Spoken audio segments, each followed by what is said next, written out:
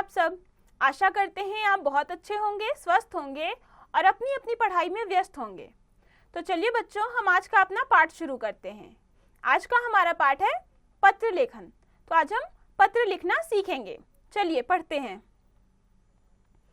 अपने विचार या समाचार दूसरों तक पहुंचाने के लिए पत्र सबसे सरल और सुलभ साधन है। मानव जीवन में पत्रों के महत्व को सदा से ही माना गया है। पत्र कई रूपों में लिखे जाते हैं। पत्र लिखते समय हमें निम्न बातों को ध्यान में रखना चाहिए। तो बच्चों, हम अपने विचारों को या किसी समाचार को दूसरों तक पहुंचाने के लिए पत्र लिखने का प्रयोग करते हैं। जैसे पत्र के द्वारा हम कोई समाचार दूसरे तक पहुंचा सकते हैं या फिर अपने विचार भी पहुंचा सकते हैं। किसी से कोई प्रार्थना करना हो तो भी हम पत्र लिख सकते हैं। तो इसके द्वारा हम अपने विचारों का आदान प्रदान करते हैं। अब पत्र लिखते समय हमें किन किन बातों का ध्यान रखना चाहिए, ये पढ़ेंगे।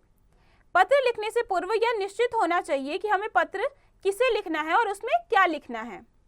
जिसे पत्र लिखा जा रहा है उसके संबंध और पद के अनुसार शिष्टाचार पूर्ण शब्दों का प्रयोग करना चाहिए। पत्र की भाषा सरल, सरस और प्रभावपूर्ण होनी चाहिए। यहाँ कुछ पत्र दिए गए हैं, इन्हें पढ़िए और समझिए।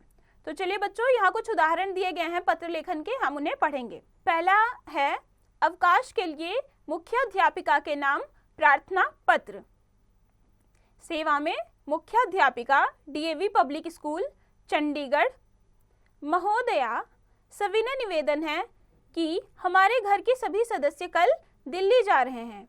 मैं भी उनके साथ दिल्ली जाना चाहता हूँ। वे सभी वहाँ पर लाल किला, चिड़ियाघर तथा कुतुब मीनार आदि देखेंगे। परसों हम रेलगाड़ी द्वारा वापस लौटेंगे। आपसे निवेदन है कि दिनांक 15 अप्रैल 2000 से 17 अप्रैल 2000 तक मैं स्कूल नहीं आ सकूंगा। कृपया मुझे 3 दिन का अवकाश प्रदान करें। मैं आपका आभारी रहूंगा। धन्यवाद। आपका आज्ञाकारी शिष्य। सौरभ वर्मा, दिनांक 12 अप्रैल 2000, कक्षा।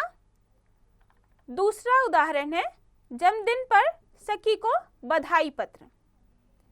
M 80, कीर्ति नगर, नई दिल्ली, दिनांक 13 फरवरी 2000। प्रिय सखी पल्लवी, सप्रेम नमस्ते। तुम्हारे जन्मदिन का कार्ड मिला, धन्यवाद। यदि तुम कार्ड न भी भेजती तो भी मुझे तुम्हारा जन्मदिन याद रहता। मैं तुम्हारा जन्मदिन कभी नहीं भूल सकती, लेकिन इस बार मैं तुम्हारे जन्मदिन पर नहीं आ सकती क्योंकि पिछले 3 दिनों से मैं बीमार हूँ। इसका मुझे खेद है। आप अपना जन्मदिन अच्छे से मनाना और आनंद उठाना। कृपया मेरी शुभकामनाएं स्वीकार करो। बाकी बातें मिलने पर करेंगे। चाचा जी और चाची जी को मेरी ओर से प्रणाम कहना। तुम्हारी सखी नीलम अनेजा। तीसरा है समय के महत्व को समझाते हुए बड़े भाई की ओर से छोटे भाई को पत्र। B 77, महेश नगर, अंबाला कैंट, दिनांक 15 मार्च 2000। प्रिय अनुज रोहित, कल ही तुम्हारा पत्र पिताजी को मिला। उन्होंने उसी समय तुम्हें उत्तर भी लिख दिया था। शीघ्र ही तुम्हें उनका पत्र मिल जाएगा। भाई, पिताजी तुम्हारे परीक्षा परिणाम से खुश नहीं हैं। मुझे पता चला कि आजकल तुम अपना अधिकतर समय अपने मित्रों के साथ घूमने फिरने में व्यतीत कर रहे हो। यह कोई अच्छी बात नहीं है। समय बहुत ही मूल्यवान है।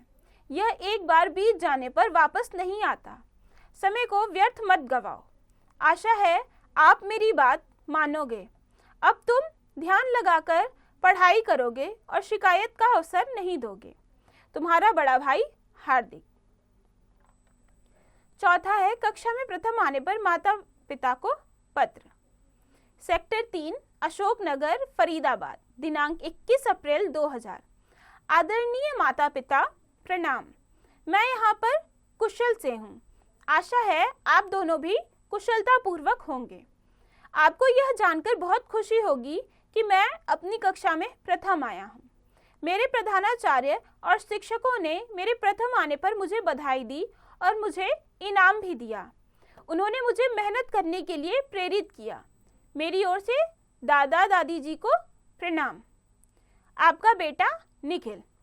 तो बच्चों, यहाँ कुछ उदाहरण हमने देखे पत्र लेखन के, और किस किस तरह से किस किस परिस्थिति में हम पत्र लिख सकते हैं ये भी देखा। अब अभ्यास, निम्नलिखित विषयों पर पत्र लिखिए।